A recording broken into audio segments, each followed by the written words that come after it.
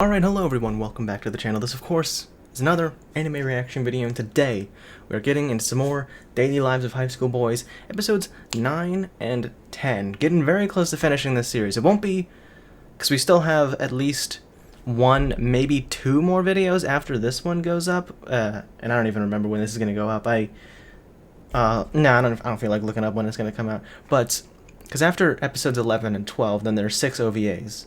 And I'm pretty certain that I am going to watch them, because unlike 91 Days where it has OVAs, but I don't even know if I should watch them because I don't know where they fit into the timeline, so to speak. At least with like Daily Lives of High School Boys, which is pretty much an episodic comedy. I feel like just watching any OVA is, perfectly fine, you know what I mean? It's not like a continuation as far as I know. But man, with that all being said, there's not really much to say before we get into these next 2 episodes of the Daily Lives of High School Boys. So, as always, links down in the description below will take you to the full-length, uncut reaction, so go ahead and watch the reaction there, and then you can come back to YouTube for the discussion. So, without further ado, let's get started with episode 9 of the Daily Lives of High School Boys. Oh, damn. Now I'm really having trouble deciding which one I like better, because when I was watching the ED, I was like, I know exactly which gag of this entire episode is my favorite, and that would have definitely have been the 2-parter of where Hidenori was out in the country or whatever with his grandma for the summer vacations, because it just like took shots at like typical, like, not even just rom-com, just like typical like anime tropes, but specifically some more like harem, like rom-com type animes and shit. The typical, like, the girl physically abusing the guy. It's usually played out for laughs in in animes, and usually I don't have a problem with it because it's never meant to be taken seriously. It's never meant to be actual abuse. It's just supposed to be like, haha, look at this, funny, and it's how do I put it? Because I don't typically get into like rom-coms very often. I can definitely think of some. Like Love Hina, for example. That's a manga that I read that I really enjoyed, despite some of the how do I put it? Outdated tropes. You know what I mean? It kind of isn't looked upon so well nowadays. Mostly just the all the kind of abuse the main character, the main guy has to go through. So, but I guess you could say that Hidenori is a proponent of true gender equality, you know what I mean? He equal rights, equal lefts type thing. I got hit, but I'm not mad about it. But what I am mad about, or what I want to get revenge for, is this guy, is the Hideyuki? I forget, Hoshiyuki, the childhood boy, whatever, friend. I need to get revenge. He needs to get revenge, because if I have to deal with this, he has to deal with it all the time type thing, you know? So, that was a very touching moment where the anime boy gets to have a little bit of revenge, so to speak, but not extreme revenge like we do of Healer, you know? But we don't talk about that.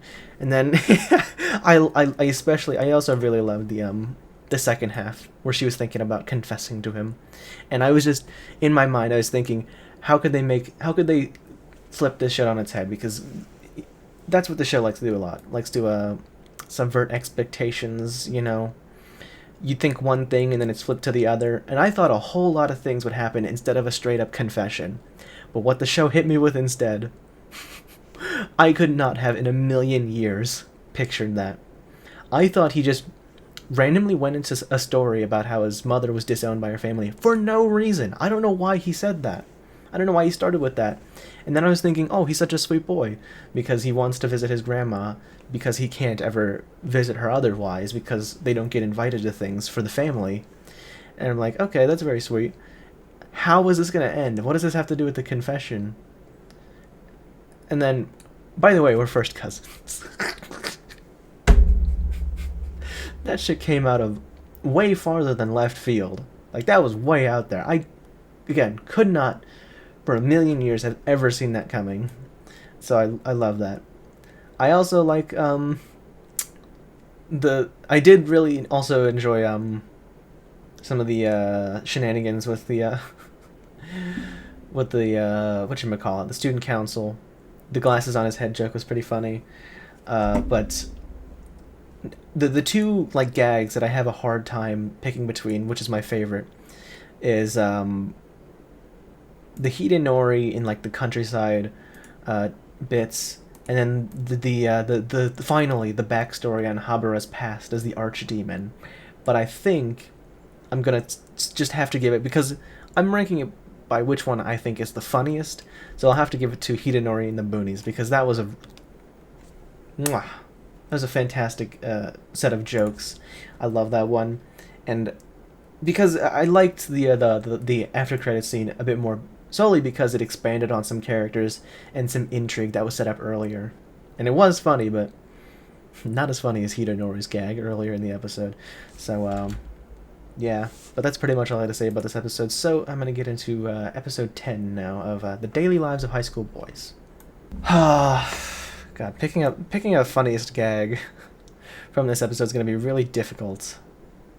Because on one hand, I kind of want to go with the book-loving girl again, purely because the one where they chase each other around for a while, purely because it's a very different interaction between the two of them. But I've proclaimed interactions between them to be the funniest in the episode multiple times before, at least I think. So that's definitely in the running, but yeah, I have a hard time picking which one I think is the funniest. So for now, I think I might just have to give it to it's either that one or Motoharu learning how to ride a bike, because that was also just like kind of sweet. It was kind of cute. I liked it. I hope he got his wallet back. But the High School Girls was funky. It was really good. But another exceptionally funny bit that I enjoyed from this whole episode was the very beginning, for multiple reasons. For one, it finally pointed out the fact, because I wasn't pointing out that we don't see Tadakuni very much. I think I did a couple of times, but the main thing I was pointing out was that it's basically Hidenori's show. We see him almost all of the time, and we even see more of like the school council, like Motoharu and Karasawa. We see them a bit more than we've seen Tadakuni lately. So it was just funny that they pointed out in universe. But what was even funnier is how they not only pointed it out, but then proceeded to barely show Tadakuni for the entire episode. He showed up. Let me see if I can. He showed up, from what I can tell from this episode, one time. Twice, technically. If you include the gag at the beginning where they pointed out he doesn't show up very often.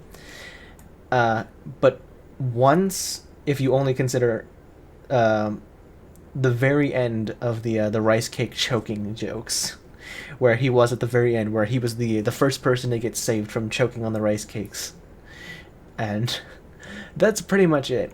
So normally I would get mad about that if it was a different show. If this wasn't an episodic comedy in the way that Daily Lives of High School Boys is, where them pointing it out is like a gag. It's like, haha, check it out.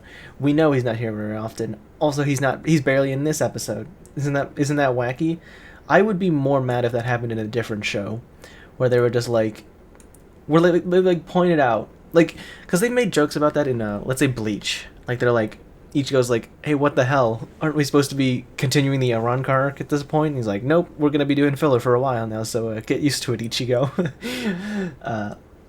And because I didn't have to watch it weekly, it didn't like infuriate me. But if they pointed out in universe, hey Chad, you like don't do anything, and Chad's like, yeah, and it's like, damn, that's crazy. And then they just proceeded to continue to barely use Chad, then that would have been a bit upsetting. But the fact that it happened in this show, it almost seems like it's deliberate, just to fuck with you, just like, we haven't seen you in a while, Tadakuni. Yeah. So it sets up the expectation. It's like, oh, we might see Tadakuni more, because they're pointing out in-universe, and it's basically using the in-universe characters as a mouthpiece for the creators to say, yeah, we know Tadakuni hasn't been around a while. And that's the end of the statement, because they don't make a statement like, oh, you'll get to see him later on. It's like, yeah, they're just acknowledging it happens. And I think that's so great. I think that would only work in a kind of show like this. In this kind of show, it's the only way it could work, you know. But that's pretty much all I had to say about this episode. So, if you watched all the way to the end, thank you very much. If you enjoyed this video, make sure to hit that like button, subscribe, and hit that notification bell so you don't miss a single upload in the future. Thank you once again for watching. Peace.